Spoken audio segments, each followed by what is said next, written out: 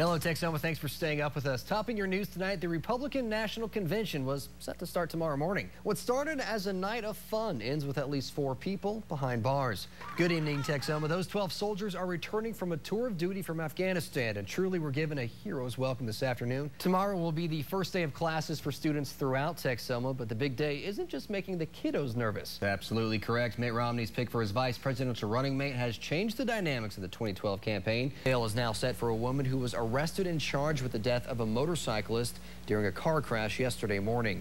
Thank you, Annabelle. In response to the continued violence in the Middle East, Pope Benedict called for peace in the region today before his trip to Lebanon. Texoma was hit with some pretty strong storms yesterday, storms which sparked several transformer fires and knocked out power to many residents.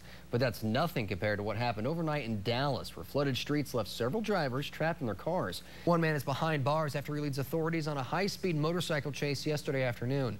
Fowl remains in the Wichita County Jail. Holiday ISD Superintendent Kevin Dye says a teacher with the district is under investigation by law enforcement. Today, the Wichita Falls Chili's played host to a mini carnival, which wasn't just putting smiles on kids' faces today, but helping some have a brighter future tomorrow. Lindsay Wapshall has the details. Well, imagine taking a project of an epic magnitude and then epically failing.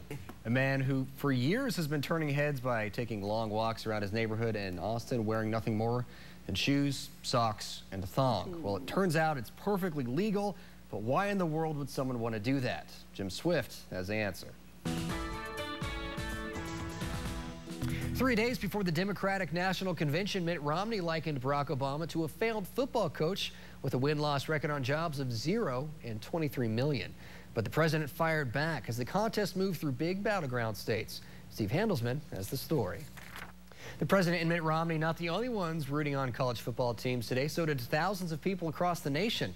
Clay Cush joins us now with more on this. And Clay, I'm sure local bars and restaurants, well, they're looking forward to football season all year long. But unfortunately, I don't think too many Texomans will be singing the praises of any local weatherman anytime soon if these triple-digit temps continue. Kevin, now's your chance to offer up some good news for us. Time now to toss it over to our own Orlando Sanchez. Joey Chestnut had over 190 hot wings. How many could you eat? High pressure and bad or good? And good. Okay, well, we'll have the answer coming up after the break. All right, sounds good. Thank you, Kevin. Hope I passed the test. Orlando Sandman Sanchez. Oh, nice. Ryan the Renegade Robertson. I think you've been thinking about this a little too long. I got to bed about 2:30 last night. Another scorcher today as temps topped the century mark yet again. So should you spend your Labor Day inside under the AC? Kevin's in next to let us know. And coming up after weather, spectators at an air show in Iowa see a little more than they bargained for. We'll have the details. Plus, this week's top plays finally have some football involved.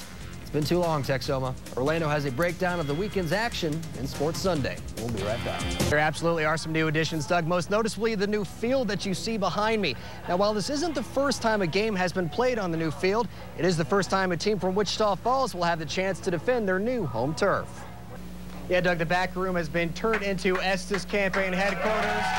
Obviously, the move is very good-hearted, very jovial. Joining me now to talk about his victory is State Senator Craig Estes. Craig, thank you so much for joining us, and congratulations. And make sure you tune into our live broadcast. That kicks off at about 6:30, and we'll be here bright and early. Well, early, maybe not so bright. In the meantime, we'll send it back to you in the studio.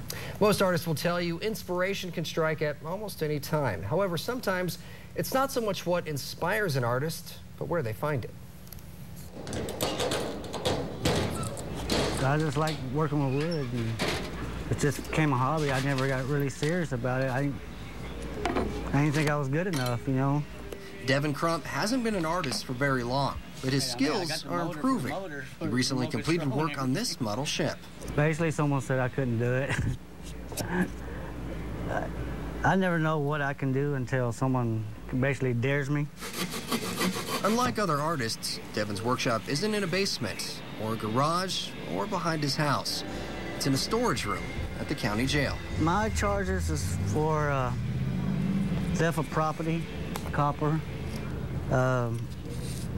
possession of drugs. But behind bars, Devin has found a new calling. For a few hours a day, after his other work is already complete, Devin gets to hone his skills and build his confidence. His resources are limited. These are actual hair nets. On the ship, he used toothpicks for deck rails, an acorn off the bow, twisted wire for an anchor, even boxer shorts for the sails. It gives them hope and stimulates them in the right direction.